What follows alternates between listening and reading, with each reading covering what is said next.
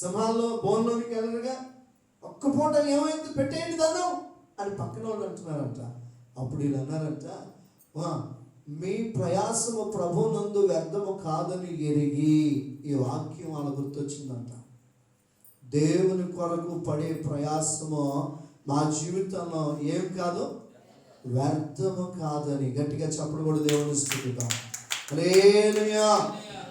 దేవుని కొరకు పడుతున్న ప్రయాసం వ్యర్థము కాదని దానియేలు ఎప్పుడులాగానే తన ఇంట్లోనికి వెళ్ళి గోడ తట్టు తలుపు తీసి యెరూషలేము వైపు చూసి మోకాళ్ళ మీద ఏం చేస్తున్నాడు, ప్రార్థన చేస్తున్నాడు. దేవుని స్తోత్రం. ఇదిగో రాజుకి చెప్పమని చెప్తే నువ్వు మీ దేవుడికి ప్రార్థిస్తావని తీసుకెళ్ళి ఎక్కడ వేస్తాడని తీసుకెళ్ళారు, సింహాల భవనానికి. అరే అరే ఇప్పుడైనా రాజుకు ప్రార్థన చేయరా? ఇప్పటికైనా రాజుకు ప్రార్థన చేయరా? మీరు అంటారు కదా డొంక తిరుగుడు భక్తి అంటారు దాన్ని. ఈ పూటకి ఏమైందండి, నీళ్లు పోసి ఇంటికి కలిసి వస్తుంది, బొమ్మ వెళ్తుంది, నీళ్ళు పోయి బొమ్మ ముందు కొట్టు గోపురకి.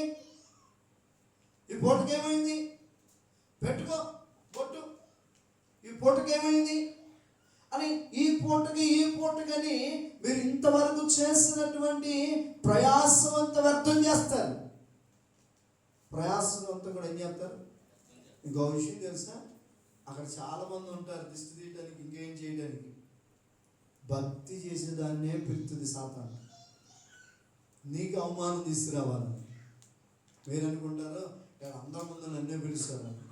పిచ్చిదాన్ని నిన్ను పిలవటం కాదు, నువ్వు ప్రార్థన చేస్తున్నావని అందరి ముందు సిగ్గుపరచాలని నువ్వు ఏర్పాటు చేసుకున్నాడు సాతాను. ఇవి ఒక పూటకి ఏమైంది చెయ్యి, అర్థమవుతుందమ్మా? ఈ ఒక్క పూటకి ఏమైంది చెయ్యి అని అక్కడ ఉన్న ప్రజలు అంటుంటే దానియేలు అన్నాడంట, నేను పడుతున్నానే దేవుని కొరకు ప్రయాసము, ఇది వ్యర్థము కాదని ఎరిగి నేను బోన్లోనికి వెళ్తున్నా. ఈ ప్రయాస వ్యర్థము కాదని నేను ఎక్కడికి వెళ్తున్నాను, బోనులోనికి వెళ్తున్నానని. ఆ బోనులోనికి వెళ్తే ప్రయాసము వ్యర్థము కాదని బోనులోనికి వెళ్ళినటువంటి ఆయనకి సింహం ఏం చేస్తుంది? హల్లెలూయా. వెళ్ళగానే తినేసిందా? తినలా. అర్థమవుతుందా? దేవుని స్తోత్రం. హల్లెలూయా. సింహాల బోనులో చక్కగా సేఫ్గా ఉన్నాడు. ఎందుకో తెలుసా? ప్రయాసము వ్యర్థము కాదని ఎరిగిన వాడల్లా క్షేమంగా ఉంటాడు. ఈ పూట పనికి వెళ్తే 200 వస్తాయి, ఒక్క ఆదివారమేగా. వచ్చే ఆదివారం కలుసుకుందామంటే నీకు దేవుని యందు పడుతున్న ప్రయాస వ్యర్థము కాదని ఎరగల. దానికంటే రెట్టింపు దేవుడు ఇస్తాడని నీకు ఇంకా తెలియలే. దేవుని స్తోత్రం. చక్కని పాట పాడలేదు కదా, సింహాల బోనుకై పాడేనమ్మా. అసమానుడైన వాడు అవమాన పరచడు నిన్ను, ఎరుగని మన దేవుడు ఓడిపోనివ్వడు నిన్ను. అగ్నిగుండములో నెట్టివేసిన సింహాల నోటికి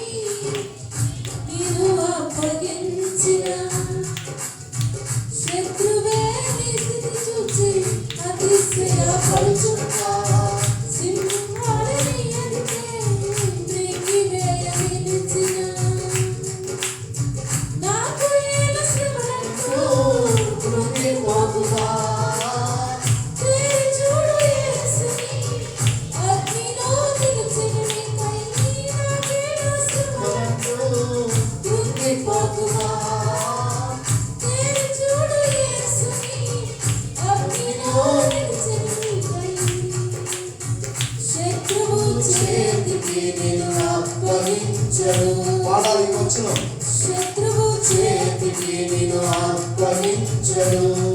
సియోను దేవుడే నిన్ను సిగ్గుపడనివ్వడు. కన్నీరు తుడుచును. సియోను దేవుడే నిన్ను సిగ్గుపడనివ్వడు. కనికరపూరుడే నీ కన్నీరు తుడుచును. హల్లెలూయా. సియోను దేవుడు ఏం చేస్తాడు? నిన్ను శత్రువు చేతికి నిన్ను అప్పగించును. పాపం చేయగలిగిన శక్తి ఉంది, అందం ఉంది, బలం ఉంది, అన్నీ ఉన్నాయి. అయినను ప్రభువునందు ప్రయాస వ్యర్థము కాదని ఎరిగి శరీర సంబంధమైన కోరికలను చంపుకుంటున్నావే, నిన్ను శత్రువుకి అప్పగించడం, నిన్ను ఓడిపోనివ్వడం, నీ కుటుంబాన్ని ఓడిపోనివ్వడం. నువ్వు అనుకుంటావు అయిపోయింది అనుకుంటారు పక్కన వాళ్ళు. వాళ్ళ కుటుంబం పని అయిపోయింది, వాళ్ళ ఫ్యామిలీ పని అయిపోయింది, వాళ్ళ భర్త పని అయిపోయింది, వాళ్ళ పిల్లల పని అయిపోయిందని ఎన్ని నోళ్ళు సింహాల్లాగా అరిచినా కానీ సియోను దేవుడే నిన్ను సిగ్గుపడనివ్వడు. కనికర పూర్ణుడే నీ కన్నీరు. అదవుతుందా? ఆయన ఎక్కడ కూడా నిన్ను సిగ్గుపడ్డాడు. నీవు ఒళ్ళు శరీరం అదుపు తప్పితే, నీ భక్తి అదుపు తప్పితే, నీ చూపు అదుపు తప్పితే, నీ వెనకుండి మాట్లాడే గర్వపు మాటలు అదుపు తప్పితే నీకు ఏమాత్రం కూడా సహాయం అందదు. ఇక్కడ ఒక మాట, ఇంటి దగ్గర ఒక మాట, సంఘస్థులు అందరూ కలిసి ఒక మాట, బయటికి వెళ్ళిపోయిన ఒక మాట మాట్లాడుతున్నారే, వారి స్థితి ఏమైందో దేవుడికే తెలుసు. హల్లెలూయా, హల్లెలూయా. అర్థమవుతుందా? అందుకే దానిలా ఒక్కసారి రాజుకు ప్రార్థన చేయరా, సింహాలకి వెళ్తామేంటి, చంపేస్తారా, ఈ 4 రోజులు బట్టి ఆహారం లేకుండా ఉన్నాయి, వెంటనే మింగేస్తారా, వద్దురా దానిలా అంటూ ఉన్నారు. వీళ్ళ స్వరాన్ని వినలా. మిమ్మల్ని కూడా అక్కడక్కడ ప్రేరేపించి ఆ పని చేయి ఈ పని చేయి అన్నప్పుడు వాళ్ళ స్వరాలు వినబాకు. నీకు దేవుడు చెప్తున్నాడు, సావుకుడి ద్వారా ఆచారాలు చేయొద్దు అని చెప్తున్నాడా లేదా? వీరెట్లా చెప్తున్నాడా లేదా? విన్నట్టుగా చెవుడు దానిలాగా యాక్షన్ చేయబాకండి. దానేలా అంటున్న వారి మాటలు వినలా, దేవుని మాట మాత్రమే విన్నాడు. ఎవరి మాట విన్నాడు? ఏం గుర్తొచ్చింది ఆయనకి?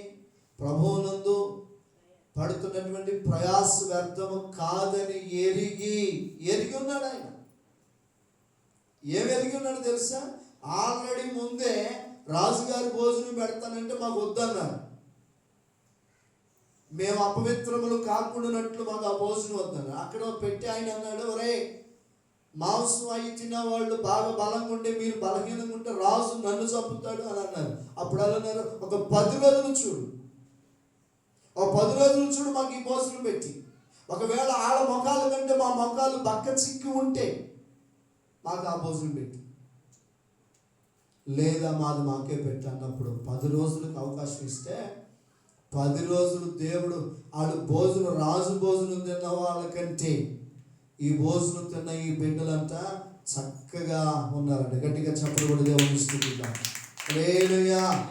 ప్రభువునందు మీ ప్రయాస వ్యర్థము కాదని. ఈ ఆదివారం చికెన్ ఉంది మీ ఇంట్లో, ప్రార్థన చేయాలని తీర్మానం తీసుకున్నాం, తింటులా. శనివారం రాత్రి భోజనం చేయమని తీర్మానం తీసుకున్నాం, ఆపేస్తున్నాం. శుక్రవారం తీసుకున్నాం, ఆపేస్తున్నాం. ఆ రోజే మన ఇంట్లో చాలా వెరైటీలు వండుతారు. అయితే ప్రభువునందు మీ ప్రయాస వ్యర్థము కాదని ఎరిగి మానుకుంటే వారు తిన్నవారి ఆరోగ్యము కంటే తినని వారి ఆరోగ్యం వల్ల ఇంకా శ్రేష్టంగా ఉంటుంది. హల్లెలూయా, హల్లెలూయా. అందుకనే దానియేలు ఆల్రెడీ ఎరిగి ఉన్నాడు. దానియేలు ఏది, ఆ కాయగూరలు తిన్నప్పుడు మా మొహాలు ఫ్రెష్గా ఉన్నాయి, రాజు భోజనం తిన్న వాళ్ళ మొహాలేమో వాడిపోయి అని ఎరిగి ఇప్పుడు దేంట్లోకి వెళ్తున్నాడు? సింహాసనంలోనికి వెళ్తున్నాడు. జనవరి మాసంలో మీ విషయంలో దేవుడు చేస్తున్న కార్యాన్ని ఎరిగి ఫిబ్రవరి మాసంలో మరింతగా ఉపవాసం ఉండు. ఫిబ్రవరి మాసంలో జరిగిన కార్యాన్ని ఎరిగి మార్చిలో మరింతగా దేవుని కోసం నిలబడు. మీ ప్రయాస వ్యర్థము కాదని ఎరిగి నెల నెల చేస్తే 12 కాపులు కాసే చెట్టుగా నువ్వు ఉంటావు. గట్టిగా చెప్పడం కూడా దేవుని స్థితిగా. ఒక చెట్టు 2 కాపులో 3 కాపులో 1 కాపే కాస్తుంది. దేవుని యందు ప్రయాసపడిన వాడు 12 నెలలు 12 కాపులు కాస్తాడు. ప్రతి నెల కాపే. ఎలా ఉంటుందో తెలియదు, ఎలా కాస్తుందో తెలియదు. కారణం ఏంటంటే ప్రభువునందు పడుతున్న యొక్క ప్రయాసము వ్యర్థము కాదని ఎరిగి ఎక్కడికి వెళ్ళాడక్క? సింహాల పొలంలోకి వెళ్ళాడు.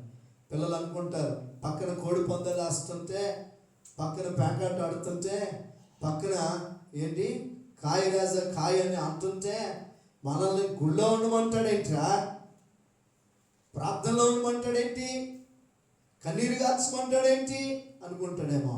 అక్కడికి వెళ్ళిన వాడు అన్నీ కోల్పోతే ఇక్కడ వచ్చిన వాడు అన్నీ సంపాదించుకుంటాడు. గట్టిగా చెప్పడం కూడా దేవునిస్తుంది. అంటే మొన్న 25వ తారీఖు ఎంతమంది వెళ్ళారో కోల్పోయా, ఎంతమంది ఇక్కడికి వచ్చారో పొందుకున్నారు. మీకు అర్థమవుతుందా? అర్థమవుతుందన్నమాట. సాతాను గాడు వాళ్ళు వలేస్తున్నాడు. మీరు మారండి. నేను అన్నేమంటలే, వాళ్ళు మారాలంటే మీరు మారాలి. మా పిల్లోడు మారాలని ప్రార్థన చేయడం ఒక ఎత్తు, కోళ్ళు మారాలని ప్రార్థన చేయడం ఒక ఎత్తు, కానీ మీరు మారడం డబల్. మీరు మారితే వాళ్ళు మార్పు వస్తుంది. దేవుని స్తోత్రం. ఎప్పుడు తెలుసా? చెట్టు నరికేసాం, మొద్దుంది, మొద్దుకు రోజు నీళ్ళు పోస్తుంటే చిగురు వస్తుంది.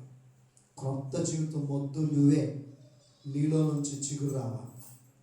ఇక మా అమ్మలో కొత్త మార్పు వచ్చింది, మా డాడీలో కొత్త మార్పు వచ్చింది, మా స్నేహితులు కొత్త మార్పు వచ్చిందని చూస్తాను. ఎప్పుడో తెలుసా? మీరు దేవుని యందు ప్రయాసపడిన ప్రయాసం వ్యర్థము కాదని ఎరిగినప్పుడు. దానిని అన్నారు, అయిపోయిందిరా.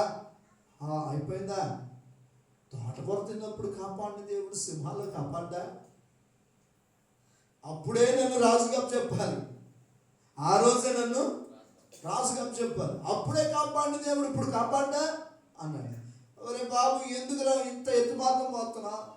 ఎంతమంది చెప్తుంటే ఎత్తుమాత్రం పోతామండి. దేవుడు భక్తి ఉండొచ్చు కానీ అంత ఉండకూడదు ఊరుగా అని అంటున్నారంట. అయినా సరే వెళ్ళిపోయాడు. లోపలికి వెళ్ళగానే సింహాలు ఏం చేస్తాయి? దానిని చూసి అంటారా, లేకపోతే ధాన్యాలు ఆరాధించే దేవుడు చూసి అంటారా? నా ప్రశ్న. ఎవరు చూస్తుంటే ఆ సింహాల భవన్లో? అమ్మా, ధాన్యాలు చూస్తే చంపేసాయి. మనిషి చచ్చిపోవడమే. సింహాలంటే మాటల. మీరు ఎప్పుడప్పుడు చూస్తూ ఉంటారు కదా జంతువులది, దాంట్లో వస్తాయా? చంపేస్తాయి. మరి ధాన్యాలు దిగుతుంటే సింహాలు ఏం చూసినాయి అంటే వాటి సృష్టికర్తను చూసినాయి. గట్టిగా చెప్పలు కూడా దేవుని స్తుతిద్దాం. హల్లెలూయా. సృష్టికర్తను చూస్తే ఏం చేసినాయి? మౌనంగా ఉన్నాయి. నేనంటాను, మన బాధలో, మన సమస్యలో దేవుని కొరకు భక్తి చేస్తాం కనుక మనకు వచ్చిన ఆపదల్లో మనల్ని చూసైతే ఎవరు వెళ్ళరు. మనలో దేవుని చూసి మనకున్న ప్రతి సమస్య ఆగిపోతుంది, ప్రతి అప్పులు, ప్రతి పరిస్థితి ఆగిపోతుంది. అవకాశం ఇస్తాడు. ఎందుకో తెలుసా? మనల్ని చూసి కాదు, మనల్ని చూసి కాదు. ఎవరిని చూసి? అమ్మా, ఎవరిని చూసి? మనలో ఆయన చూసి. దానియేలు ఎవరు కనపడ్డారు సింహాలకి? సృష్టికర్త కనపడ్డాడు. మౌనంగా ఉన్నాడు. తర్వాత అన్నాడు, దానియేలు దగ్గరికి వెళ్ళి గుహలో మాట్లాడుతున్నప్పుడు చక్కగా మాట్లాడుతున్నాడు. దేవుని స్తోత్రం. అప్పుడు తీసుకుని రామన్నాడు. ఏడ మీద ఎవరు నెపము వేసారో వాళ్ళని తీసి ఎక్కడ ఏమన్నాడు? బోన్లో ఏమన్నాడు? సింహాల బోన్లో ఏమనగానే అవి వెళ్ళక మునిపే ఏం చేసిందంట? ఎముకలు సైతం పొడి చేసి అని రాస్తుంది. ఉత్తుది కాదు, ఇది కథ కాదు. దానియేలు వెళితేనేమో పట్టుకొని కూడా పట్టుకోవాలి. దానియేలు వరకు మాట్లాడిన వ్యక్తులు వెళ్తే పడేస్తే వాళ్ళని ఏం చేసినాయి? పొడి చేసినాయి అంట. మన ఎముకలు పచ్చుకుంటాయి, ఆ పచ్చిగున్న ఎముకలు కూడా ఏం చేసినాయి? పొడి చేసినాయి అంట. దేవుని స్తోత్రం, హల్లెలూయా. అందుకనే ప్రభువునందు మీ ప్రయాస వ్యర్థము కాదని. మీరు కొత్త పనికి వెళ్తున్నారు కదా, మందిరం ఇక్కడ వినపడుతుంది, అది మీకు బాధే. నేను చెప్తే నీకేం అర్థం కాదా?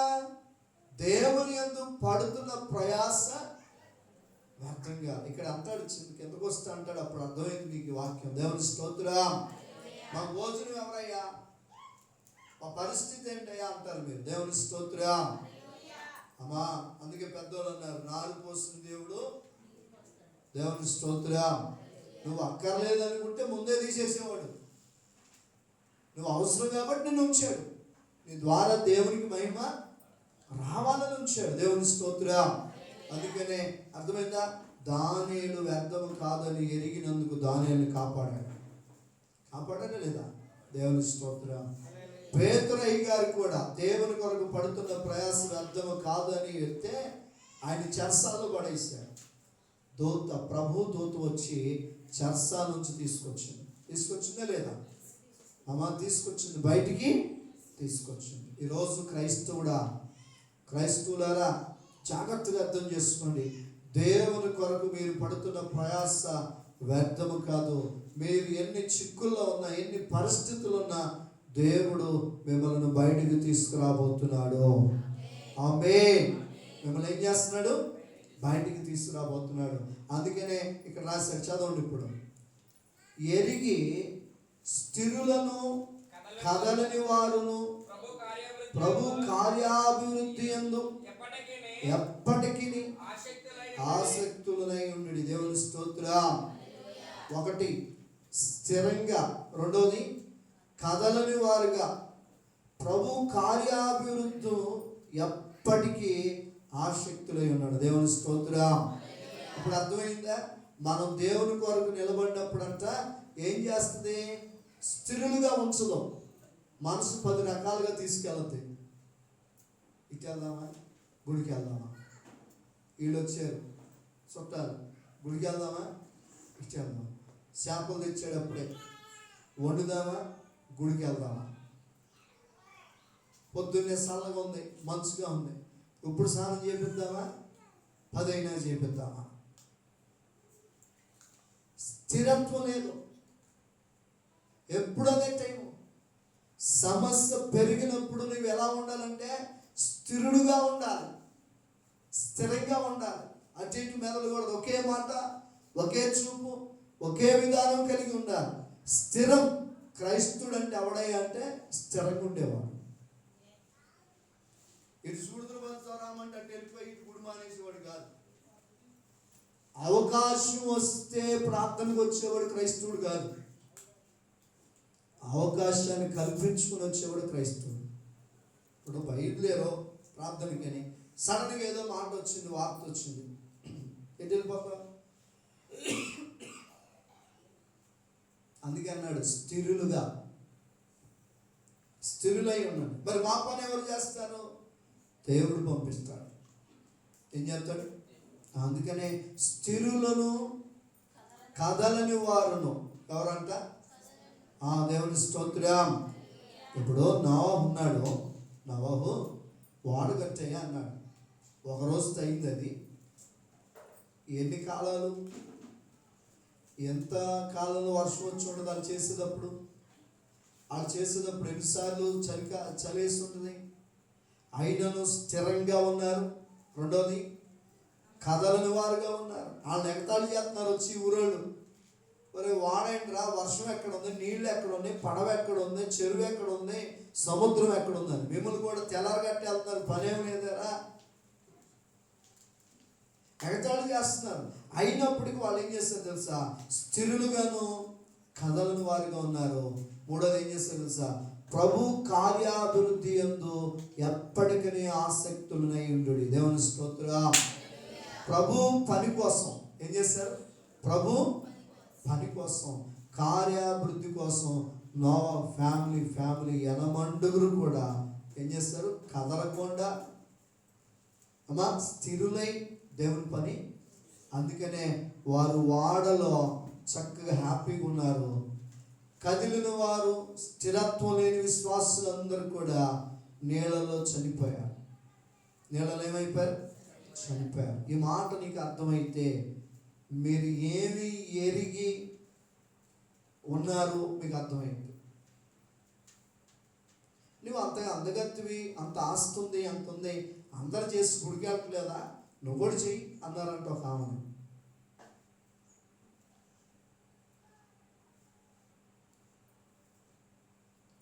నేను నా శరీరాన్ని నలగొట్టుకుంటే వచ్చే ప్రయాసము ఎరిగి నేను చంపుకుంటానని చెప్పు.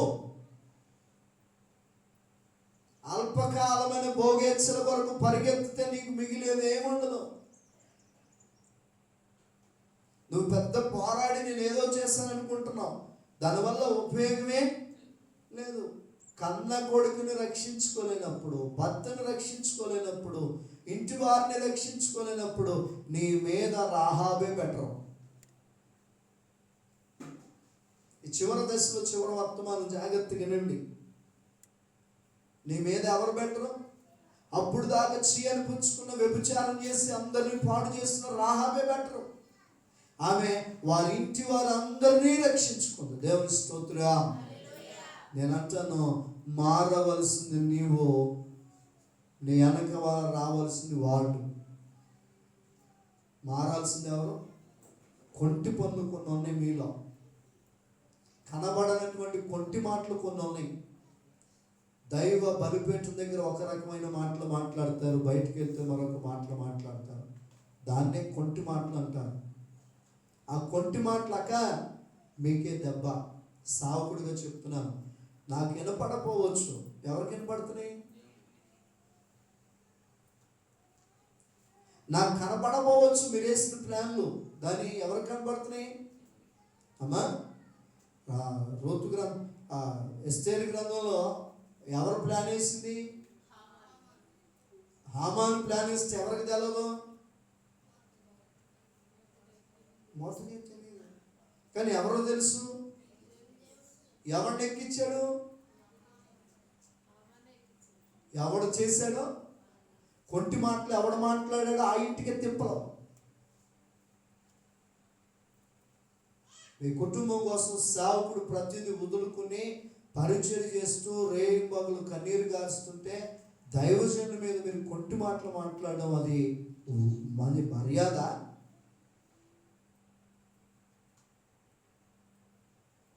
మీరు అనుకుంటారు మేము గొప్ప మాట్లాడాం, మేమే తెలుగుగా మాట్లాడాం, ఎవరు మాట్లాడలేకపోయినా నేనే మాట్లాడానే అని అనుకుంటున్నాం. నీ అహంకారం నిన్ను అణచడానికే మాట్లాడించింది. నీ కొడుకుని పంపి సాగు తెలుస్తుంది. పచ్చడి తింటున్నాడో, పచ్చిపులుసు తింటున్నాడో, మజ్జిగ తాగుతున్నాడో, ఉట్టన్నం తింటున్నాడో, అప్పుడు నీ కొడుకు సాగు చేస్తే తెలిసింది. కొంటి మాటలు మాట్లాడమాట. ఒక దైవజనుడు దేవుని పిలుపుని బట్టి అన్ని వదిలిపెట్టి రక్త హస్తాలతో దేవుని కొరకు ఎదురు చూస్తుంటే, ఆ రక్త హస్తాలకు మిమ్మల్ని అప్పగిస్తే మీ కొరకు రేయింబగులు ఏడుస్తుంటే కడుపు మీద కొట్టే మాటలు మాట్లాడుతున్నారు. నన్నే కాదు, ప్రతి దైవజనుడిని లైవ్లో అందికిస్తున్నాను ఈ మాట. ప్రతి దైవజనుడిని చీప్గా చూస్తున్నారు. ఏం తక్కువైందండి? ఇంజనీరింగ్లు వాళ్ళ ఉద్యోగాలు మానేసి, బ్యాంక్ మేనేజర్లు బ్యాంకులు మానేసి పొట్టకూటి కోసమా? వాళ్ళకి బోల్డంత శాలరీ. మేమెంత మాకు శాలరీ లేదా? మా చదువుకున్న చదువులు బట్టి దేవుడు కూడా అహంకారపు మాటలు మాట్లాడమాకంటే దెబ్బతింటారు. మీరిచ్చే 500, మీరిచ్చే 1000 రూపాయలు మేము దాచుకుని 365 రోజులు తింటున్నామా? ఆఫ్టర్ నువ్వు ఇచ్చే పలహారానికి రావు. సనగకండి. ఇశ్రాయేలు సనిగి పెట్టెలు రాలినట్టు రాలిపోయారంట. తెలుసా సంగతి? అందుకని అంటున్నాడు, స్థిరులై కదలకుండా ఏం చేయాలి? ప్రభు కార్యాభివృద్ధి యందు ఎప్పటికీ ఆసక్తులై, ఇన్ని మాటలు వస్తున్నా కానీ, ఇన్ని మాటలు వినపడుతున్నా కానీ ప్రభు పని కోసం ఆసక్తులై ఉంటున్నాం.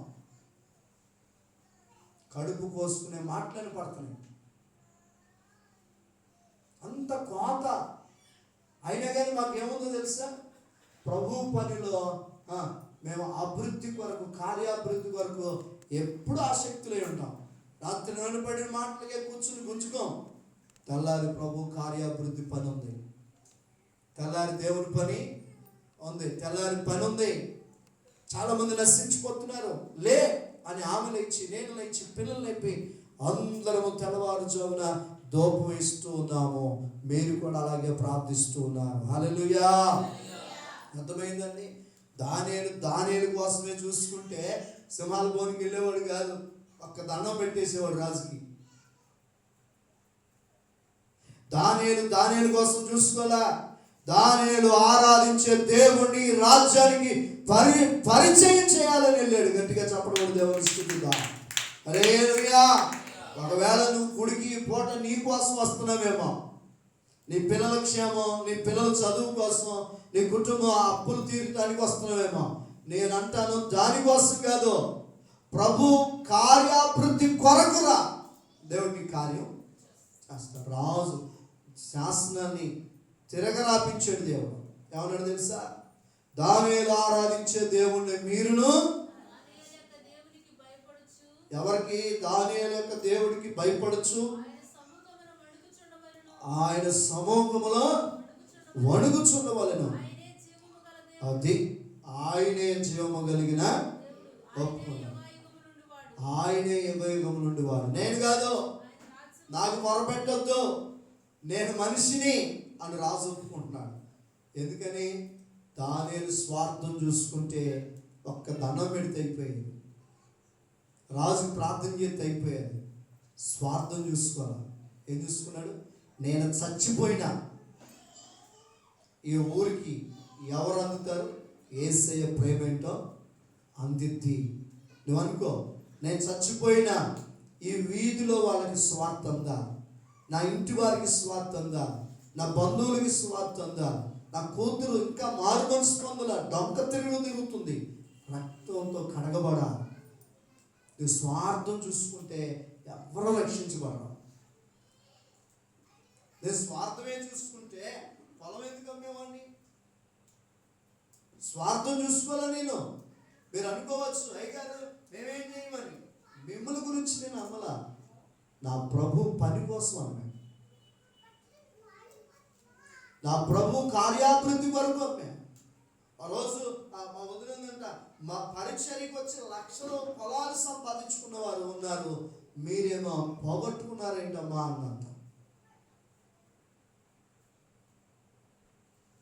సేవకు వచ్చి కారు మీద కారులు కొనుక్కున్న వాళ్ళు ఉన్నారు, పొలాల మీద పొలాలు కొనుక్కున్న వారు ఉన్నారు, బిల్డింగుల మీద బిల్డింగులు కట్టేవారు ఉన్నారు, మీరేంటి ఉన్నది పోగొట్టుకున్నారు అని అడిగిందంట ప్రశ్న. మేము స్వార్థం చూసుకోవట్లా. మీరు ఇచ్చే కానుకలు ఎన్ని దాచుకోకూడదు, మేము నిస్వార్థంగా వాడుతున్నాం. అందుకే దేవుడు చెప్తున్నాడు, మీకు మాట తెలుసు, అసలు మీకు తెలియాలి, జ్ఞానం రావాలి. మన చుట్టూ ఉన్న చర్చిల్లో కొన్ని వేల రూపాయలు వస్తున్నాయి, ఇంటింటికి 500 వేసుకొని 1000 రూపాయలు. ఎవడన్నా ఎత్తుడు చేయరు, ఎవడన్నా ఏదైనా చేస్తున్నాడా? స్వార్థం చూసుకుంటారు. మేము ఎప్పుడు అలా చూసుకోవాలి. మాకు ఇంకా ఒక ఆశ ఉంది, ఊరు మొత్తం ఉన్న మీద వాళ్ళందరికీ ఇవ్వాలి. మేము ఎప్పుడున్నో చెప్తున్నాం, మీకు మన సంఘానికి ఇవ్వాలి, మన వాళ్ళకి ఇవ్వాలి. లేదు లేదు, దేవుడు అందరికీ పంచమన్నాడు. నీకు 2 ఉంటే 1 వాళ్ళకి ఇవ్వమన్నాడు. ఇవ్వడం లేదా? స్వార్థం చూసుకోవట్లేదమ్మా. దయచేసి మీరు అర్థం చేసుకోవాల్సిన పరిస్థితి ఏంటంటే, దేవుడే స్వార్థం చూసుకుంటే చచ్చిపోయేవాడు కాదు, సిలువ ఎక్కేవాడు కాదు, కాముగా వెళ్ళిపోయేవాడు. దేవుడు స్వార్థం చూసుకోవాలా. నిస్వార్థంగా సేవ చేశాడు, నిస్వార్థంగా సేవ చేశాడు. మీ ఇంట్లో 2 ఉంటే 2కి చికెన్ తెచ్చి సాంబార్ పెట్టి వండడానికి ఏమీ కష్టమైపోతుంది.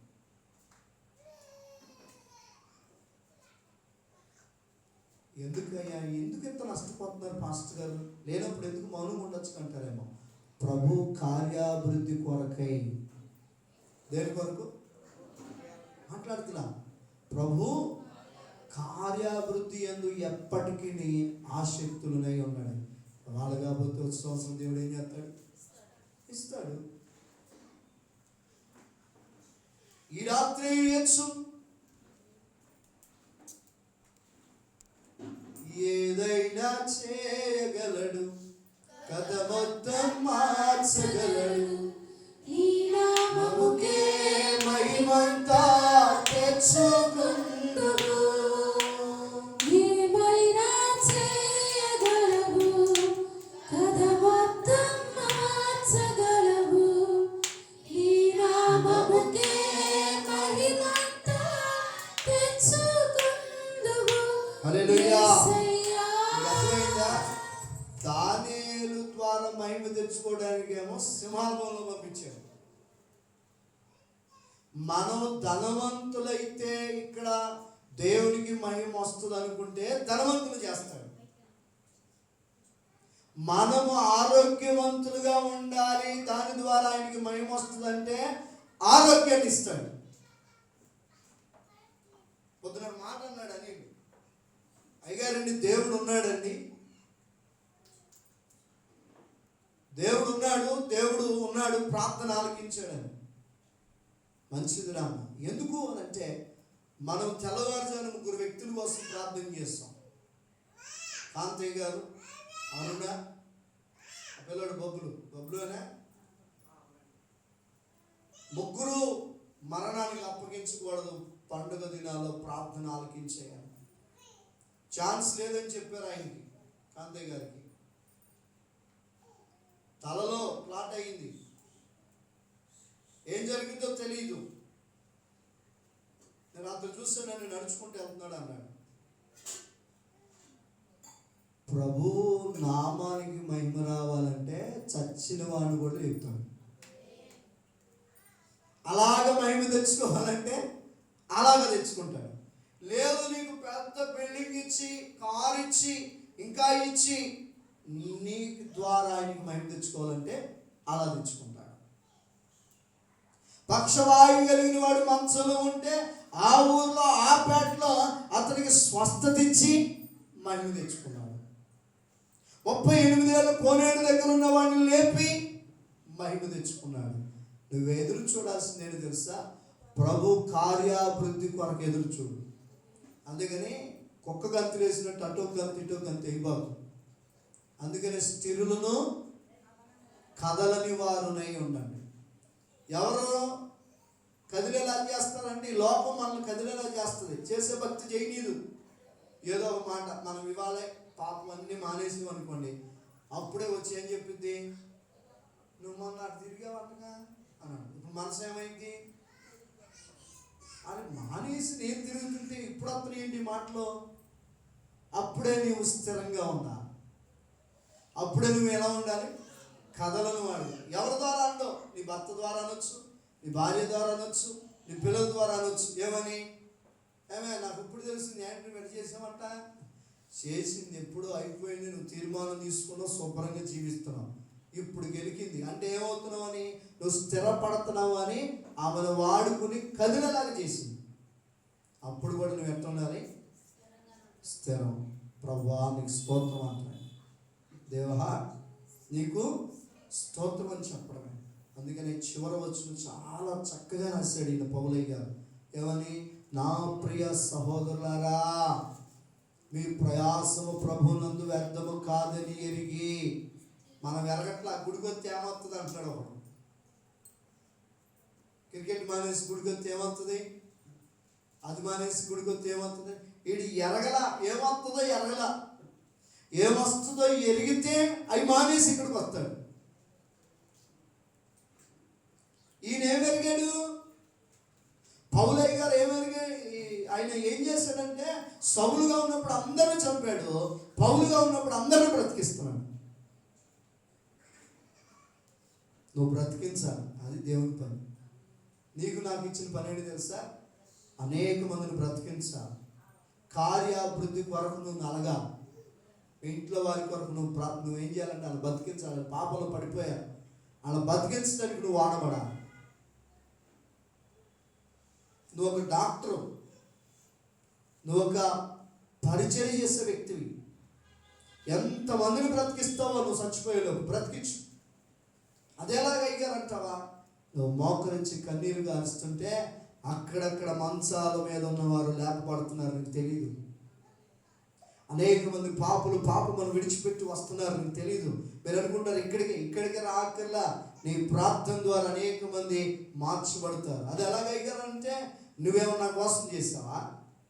మా అమ్మగారు ఏమన్నా కోసం చేశారా? ఎవరో ఏ దైవజనులో ఎక్కడో కన్నీరు కాల్స్తే ఆ కన్నీరు ఆ నీరు నా దగ్గరికి వచ్చి నన్ను లేపి. మా నాన్నగారు మా అమ్మగారు భక్తులా? ప్రార్థనా పనిలో పని వెళ్ళేవాళ్ళు వచ్చేవాళ్ళు. ఎందుకు నువ్వు లేకపోవడ్డావా అంటే, ఎవరో నా కోసం మొరపెట్టారు, ఆ ఎవరో కన్నీరు కాచారు. నేనంటాను, నువ్వు కూడా మొరపెడితే అక్కడక్కడ పడి ఉన్న వారందరూ లేపబడుదురుగాక. ఎంతకాలంలో మనం చేయవలసిన పని ఏంటి? అనేక మంది లేపబడినట్లుగా ప్రార్థన చేయాలి. అర్థమైందా? ఇప్పుడు ఏమన్నాడు? తర్వాత ఏమన్నాడు?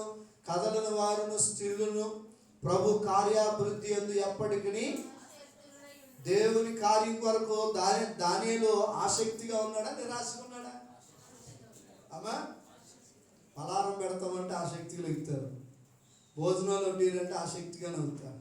అరే బాప్తిసం తొట్టులోనే నుప్పులేసి దిగరా అన్నాం అనుకో, ఆసక్తి వస్తుంది. అడిగి వస్తుందా?